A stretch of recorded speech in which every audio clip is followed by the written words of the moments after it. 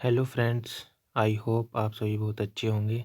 एक बार फिर से स्वागत है आपका अपने यूट्यूब चैनल स्टडी लेवल में। आज हम बात करने वाले हैं विटामिन्स के बारे में। चलिए स्टार्ट करते हैं। विटामिन्स विटामिन्स एक लैटिन शब्द है जो कि दो शब्दों से मिलकर बना है, बीटा प्लस एमीन। बीटा का मतलब होता है जीवन और एमीन का मतलब होता है तत्व। मतलब जो जीवन के लिए आवश्यक तत्व हैं उनको हम विटामिन्स कहते हैं। नेक्स्ट बात कर लेते हैं अब खोजकर्ता। इसके खोजकर्ता हैं क्रिस्टियन एजिकमैन एंड फ्रेडरिक हॉपकिंस। ये आपको ध्यान रखते हैं गाइस, क्रिस्टियन एजिकमैन और फ्रेडरिक हॉपकिंस। बहुत से बच्चे हॉपकिंस को मानते हैं या फिर फंक को मानते हैं, जो कि गलत है। हॉपकिंस को तो चलिए मान सकते हैं, सही है, लेकिन श्रेय इसका क्रिस्टियन एजिकमैन को भी जाता है। अब हम सबसे पहले, क्योंकि इन्होंने ही इसको खोजा था विटामिन्स को। चलिए बात करते हैं कौन थे क्रिस्टियन एजिकमैन। 1885 में डच वैज्ञानिक, ये एक डच वैज्ञानिक थे। एजिकमैन ने चूहों पर किए गए एक प्रयोग से जाना कि विटामिन नामक महत्वपूर्ण रसायन तत्वों की उपस्थिति होती है। और 1886 में एजिकमैन ने इंडोनेशिया में फैले बेरी नामक बीमारी से लोगों को जब मरते हुए देखा तो इन्हें अपनी इस खोज में जुट गए कि ये किस लिए मर रहे हैं। और इन्हें पता चला कि इनकी मौत भोज्य पदार्थों में होने वाले कुछ तत्वों के कारण हो रही है। और इन्होंने जब अध्ययन किया तो यह सिद्ध किया कि भोज्य पदार्थों में तत्वों की कमी के कारण हो रहा है, जिसे हम विटामिन कहते हैं। लेकिन इनकी यह खोज अधूरी रही, और क्योंकि यह भी नहीं बता पाई कि विटामिनों का महत्व क्या है, और ना ही यह इन विटामिन के स्रोतों का पता लगा सके।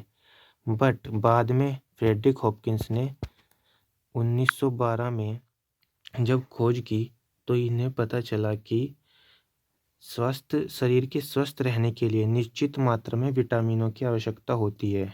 और इन्होंने बताया कि विशेष रोगों का कारण भी विटामिनों की कमी होती है, जिन्हें हम अपने भोजन में ऐड करके सही कर सकते हैं। मतलब रोगों से हम मुक्ति पा सकते हैं अपने भोज्य पदार्थों में विटामिन को ग्रहण कर। इनकी इसी खोज के लिए इन दोनों को 1929 में इन्हें नोबेल प्राइज से नवाजा गया। ये लिखा है together win Nobel prize for psychology और medicine in 1929 for the discovery of vitamins. Okay guys, next बात करते हैं विटामिन नाम। विटामिन नाम दिया था फंक ने, ये इम्पोर्टेंट है। ये विटामिन नाम फंक ने दिया था, ये ध्यान रखिए, नाम दिया था फंक ने, डिस्कवरी नहीं की थी विटामिन्स की। ओके, नेक्स्ट आ जाता है विटामिनों का अध्ययन। विटामिनों का अध्ययन विटामिनोलॉजी कहलाता है, ये तो आप आसानी से याद कर रख लेंगे। और सर्वप्रथम ज्ञात विटामिन सी है, सर्वप्रथम निष्कर्षित विटामिन बी। विटामिनों को दो प्रकार की श्रेणियों में रखा गया है, ये हम सभी जानते हैं, जो कि जल में घुलनशील विटामिन है और वसा में घुलनशील विटामिन है। जल में घुलनशील विटामिन कौन कौन से? विटामिन बी और सी। और वसा में घुलनशील ADE के। इसको शॉर्ट टेक रखने के लिए आप कीड़ा याद रख सकते हैं, KEDA, कीड़ा, वसा में घुलनशील। वैसे आप बेसिकली जल में घुलनशील याद रखें, बी और सी। इसके अलावा जितने भी हैं वो वसा में हैं। ओके गाइज, नेक्स्ट बात कर लेते हैं अब हम अपने एक एक करके सारे इम्पोर्टेंट मतलब विटामिन पर। पहला विटामिन हमारा आ जाता है विटामिन ए, जिसका रासायनिक नाम रेटिनोल है। और इसकी खोजकर्ता कौन है? एल्मेर मैकुलम और मार्गुराइट डेविस। ये मैकुलम की जगह कोई मैकुलन भी, कहीं मैकुलन भी है, तो इसको आप ध्यान रखना, मैकुलन। ओके, 1913 में विटामिन ए की खोज की गई थी। नेक्स्ट पॉइंट आ जाता है, यह एंटी इन्फेक्शन तथा एंटी कैंसर विटामिन है। एंटी इन्फेक्शन मतलब जो इन्फेक्शन को होने से रोकता है हमारे शरीर में, उसी को एंटी इन्फेक्शन कहते हैं। रोग प्रतिरोधक है ये, मतलब रोगों से लड़ने में सहायक है हमारे शरीर के लिए, और शरीर की वृद्धि के लिए भी यह अत्यावश्यक है। जिन लोगों में मतलब इन्हें कहते हैं ना, बोने रह गए, वो छोटे रह गए या हाइट छोटी रह गई, उनमें विटामिन ए की कमी हो जाती है। मोस्टली यह देखा गया है, इसकी विटामिन ए की कमी से बंदों की हाइट रुक जाती है। यह इसके दो टाइप होते हैं विटामिन ए के, A1 और A2। A1 की कमी रेटिनोल और A2 को डिहाइड्रो रेटिनोल कहते हैं। नेक्स्ट बात है इसकी कमी से होने वाले रोग।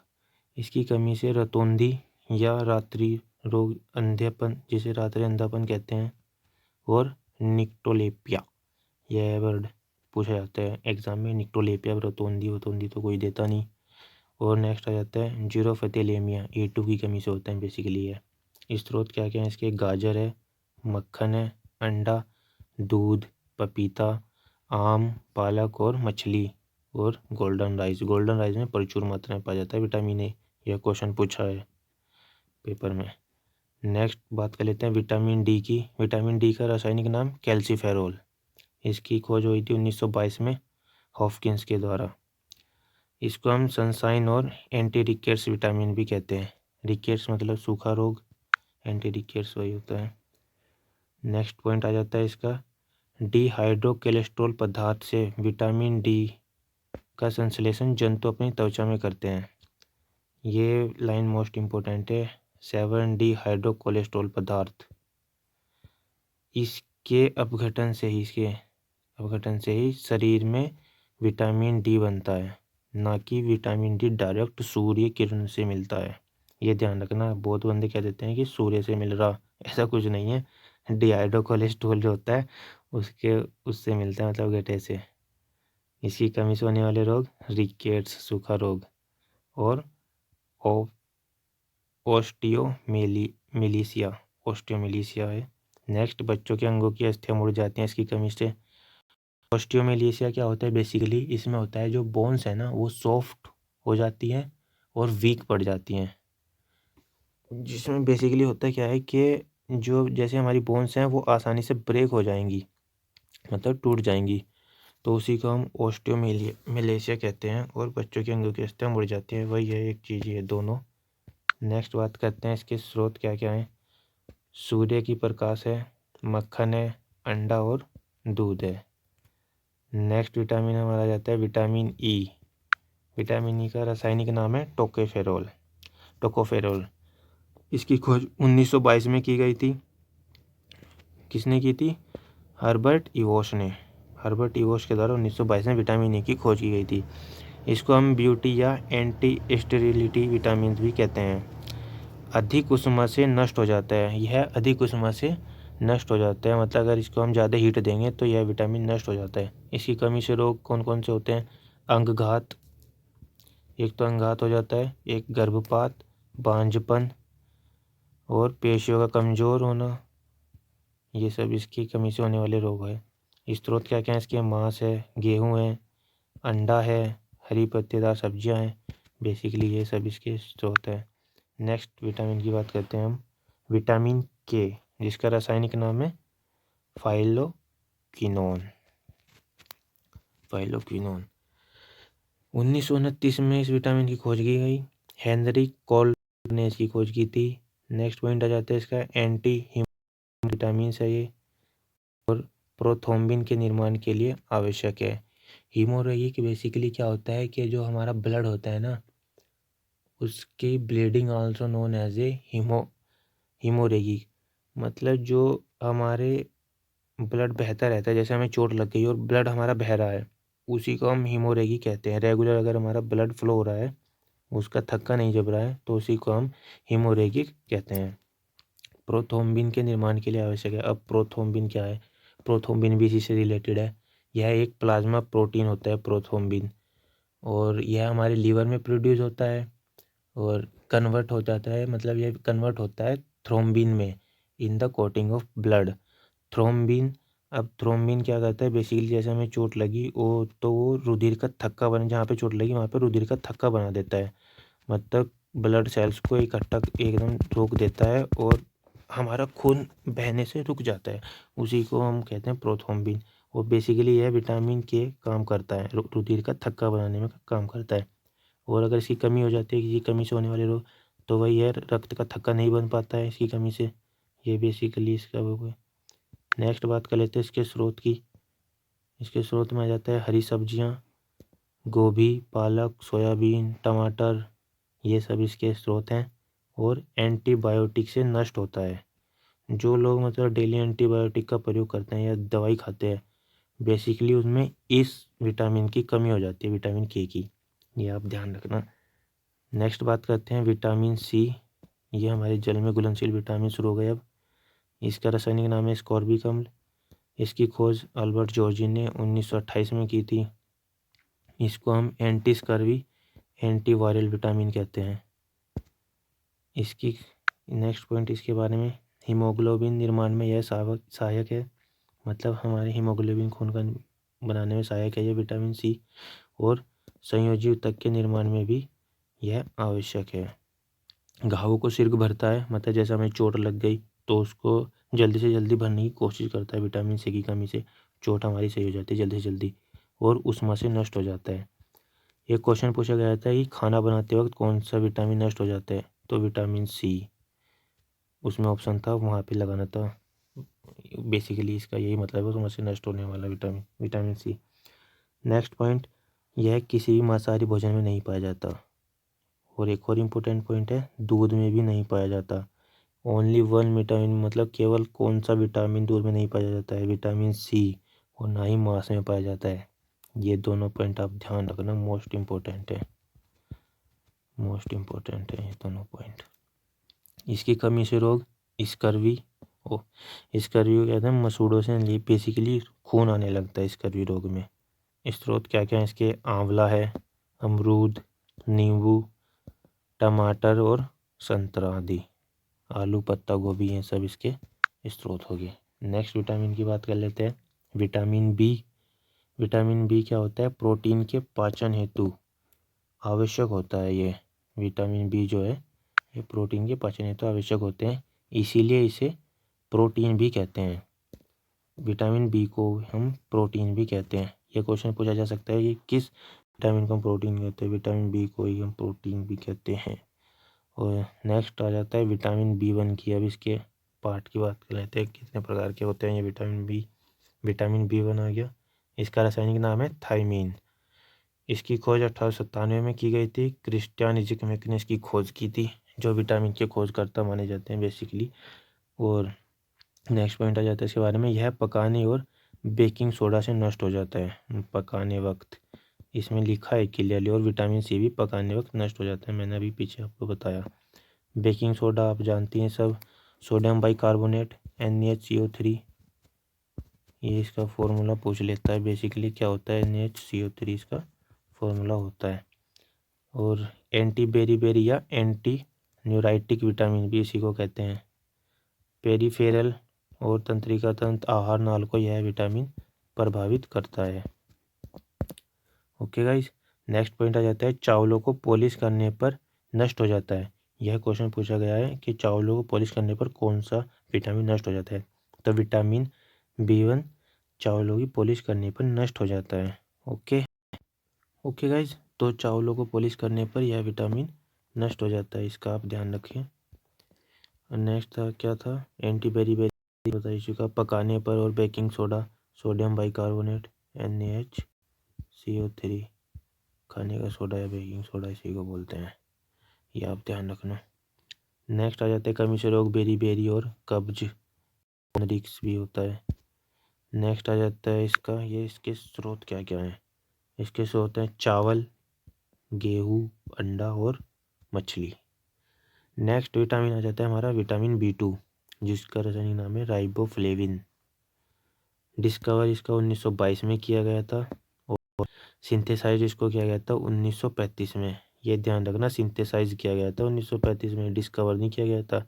बहुत से बंदों ने क्या कर रखा, 1935 में ही इसको डिस्कवर लिख दिया। डिस्कवर इसका 1922 में किया गया था। किसने किया था ये अभी इस पे मतभेद है, प्रॉपर पता नहीं है कि किसने किया था। नेक्स्ट बात कर लेते हैं, इसे विटामिन जी भी कहते हैं और लैक्टोफ्लेविन या पीला एंजाइम भी हम इसी को कहते हैं। नेक्स्ट, आंत में पाए जाने वाले सहजीवी जीवाणु द्वारा यह संश्लेषित होता है। इसकी कमी से रोग किलोसिस, मुंह में छाले होना, मानसिक दबाव, मुंह में छाले होना मतलब बेसिक भाषा में अगर कहें तो मुंह आ जाना, किनारों से मुंह का फटना, आपने देखा होगा बचपन में, मतलब हो ही जाता है, सबके हुआ भी होगा शायद, किनारों से मुंह फट जाता है, जिसे हम चिलोसिस कहते हैं। जीभ का चिकना या नीला पड़ना, इसको ग्लोसिटिड कहते हैं हम। नेक्स्ट आ जाते हैं इसके स्रोत क्या क्या है इसमें। लीवर, गाय का दूध, अंडा, यीस्ट आदि है। नेक्स्ट विटामिन आ जाता है अब हमारा विटामिन B3।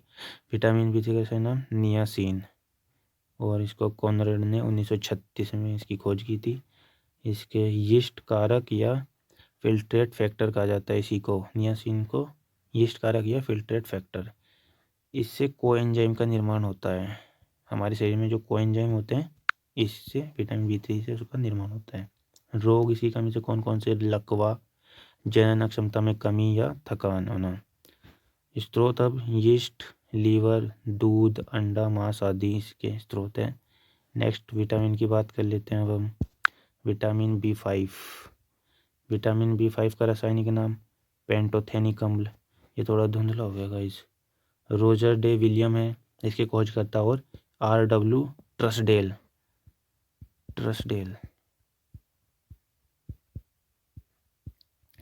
इसके खोजकर्ता 1931 में किया गया था। नेक्स्ट पॉइंट, एंटी पेलेग्रा या विटामिन PPB इसी को कहते हैं। अब आप, पेलेग्रा क्या है? यह बेसिकली एक बीमारी है एंटी पेलेग्रा, जिससे पेलेग्रा से होने से यह विटामिन B5 हमें बचाता है। पेलेग्रा में क्या होता है? बेसिकली त्वचा रोग हो जाते हैं और भ्रम की स्थिति पैदा हो जाती है मनुष्य में, और दस्त वस्त लग जाते हैं, लूज मोशन हो जाते हैं। ये होता है पेलेग्रा। अब तो कम देखने को मिलता है, पहले बहुत ज़्यादा तादाद में होती थी। नेक्स्ट पॉइंट आ जाता है इसका, यह कोलेस्ट्रॉल के उत्पादन को रोकता है। कोलेस्ट्रॉल आप सभी जानते होंगे, आजकल बेसिकली हर तीसरे बंदे का कोलेस्ट्रॉल बढ़ गया, कम हो गया, ये होता ही रहता है, बढ़ जाता है बेसिकली। तो तली वाली चीज़ खाने पे कंट्रोल रखना चाहिए, और फास्ट फूड अगर सही रखना है कोलेस्ट्रॉल, और रनिंग करो सुबह को। रोग होते हैं पेलेग्रा कैनेनाइन। स्रोत क्या क्या है? दूध, यीस्ट, आलू, अंडे आदि, लीवर। नेक्स्ट विटामिन अब हमारा आ जाता है विटामिन B6। विटामिन B6 का सही नाम पायरिडोक्सिन, और इसकी खोज की थी पॉल जॉर्जी ने 1934 में। एंटीडर्मेटिस है ये, ट्यूबरकुलोसिस के उपचार में इसकी आवश्यकता मतलब सहयोग करता है ये। ट्यूबरकुलोसिस आप जानते हैं, TB जानते हैं ना, TB को। हाँ, 2025 में भारत सरकार ने इससे भारत को मुक्त करने का लक्ष्य भी रखा है, ट्यूबरकुलोसिस को। ओके। रोग डर्मेटिसिस, रक्त की कमी, और नेक्स्ट आ जाता है एंटीबॉडी संश्लेषण में, मतलब अगर इसकी कमी हो जाती है तो एंटीबॉडी नहीं बन पाती हमारे शरीर में। स्रोत हैं इसके मांस, यीस्ट, अंडा, लीवर, ये सब। नेक्स्ट विटामिन आ जाता है विटामिन B7, जिसको बायोटीन रासायनिक नाम है। इसकी खोज भी पॉल जॉर्जी ने 1931 में की थी। और अब हम इसके पॉइंट देख लेते हैं। विटामिन H इसका कहा जाता है, विटामिन H भी इसी का नाम है। यह सल्फर युक्त विटामिन है, यह ध्यान रखना गाइस, सल्फर युक्त। वसा के निर्माण में यह सहायक है विटामिन B7। इसी कमी से रोग कौन कौन से हो जाते हैं? बालों का झड़ना, हर तीसरे बंदे में आजकल यह बीमारी है। त्वचा रोग हो जाता है। स्रोत क्या है? यीस्ट, फल, अंडा, गेहूँ इसके, और चॉकलेट होगी अपनी, मूंगफली होगी, ये सब इसकी सब्जियां स्रोत हैं। अब हम नेक्स्ट बात कर लेते हैं विटामिन B9 की। विटामिन B9 का रासायनिक नाम फोलिक एसिड, और इसकी खोज 1941 में की गई थी, हेनरी मिचेल ने की थी। नेक्स्ट पॉइंट, फोलिसिन या विटामिन MB इसी को कहते हैं, फोलिक अम्ल कोई विटामिन B9 मतलब। और यह विटामिन B9 DNA व RBC के निर्माण में आवश्यक है। DNA deoxy nucleic acid, RBC का रेड ब्लड सेल्स RBC। स्नायु तंत्र को स्वस्थ रखने में यह आवश्यक है। इसकी कमी से रोग कौन कौन से होते हैं? सॉरी, ये लिखे थे, ध्यान नहीं रहेगा इसकी कमी से रोग मैं अब तो बता देता हूँ। थकान हो जाती है, एक तो मनुष्य जल्दी ही थक जाता है, थकान हो जाती है, और चिड़चिड़ापन आ जाता है मनुष्य में, चिड़चिड़ापन, ये अब ध्यान रखना, चिड़चिड़ापन, और सांस फूल जाती है जल्दी ही विटामिन B9 की कमी से। सांस फूलना भी लिख लेना। स्रोत क्या क्या है इसके? हरी पत्तेदार सब्जियां हैं, सोयाबीन है, और लीवर है। ओके गाइज, नेक्स्ट विटामिन की बात कर लेते हैं जो कि लास्ट है, विटामिन B12। ये मोस्ट इम्पोर्टेंट विटामिन है।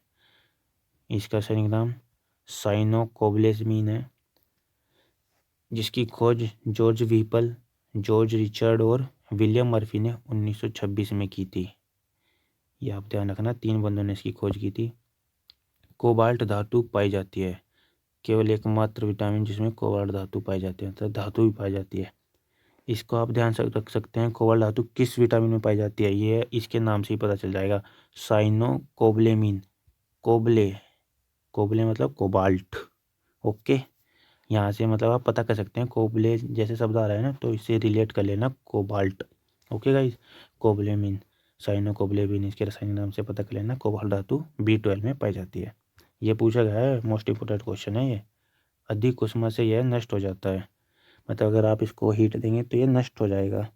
नेक्स्ट, एनीमिया नाशक है तथा RBC के निर्माण में और DNA के निर्माण में, वही पिछले विटामिन की तरह, रेड ब्लड सेल्स और डीऑक्सीराइबोन्यूक्लिक एसिड के निर्माण में सहायक है। कमी से रोग एनीमिया, मतलब खून की कमी हो जाती है। स्रोत क्या क्या है इसके, वही सब, सेब हो गया, मछली, मांस, यकृत, दूध, अंडा, पनीर, यीस्ट और मछली के जिगर के तेल में प्रचुर मात्रा में पाया जाता है। ये क्वेश्चन आया था, मछली के जिगर के तेल में प्रचुर मात्रा में कौन सा विटामिन पाया जाता है, तो विटामिन B12। और सेब में प्रचुर मात्रा में कौन सा विटामिन पाया जाता है, विटामिन B12। तो ये आप ध्यान रखना। ये थे हमारे इम्पोर्टेंट, मतलब सारे विटामिन्स, जो कि आपको मैंने फुल डिटेल में बता दिए। आई होप आपको ये वीडियो अच्छी लगी होगी। अच्छी लगी हो तो चैनल को सब्सक्राइब करें और लाइक कर दें। ओके गाइस, और ऐसे ही हंसते रहें। आई होप नेक्स्ट वीडियो जल्दी ही लेकर आएंगे। Thank you, bye bye.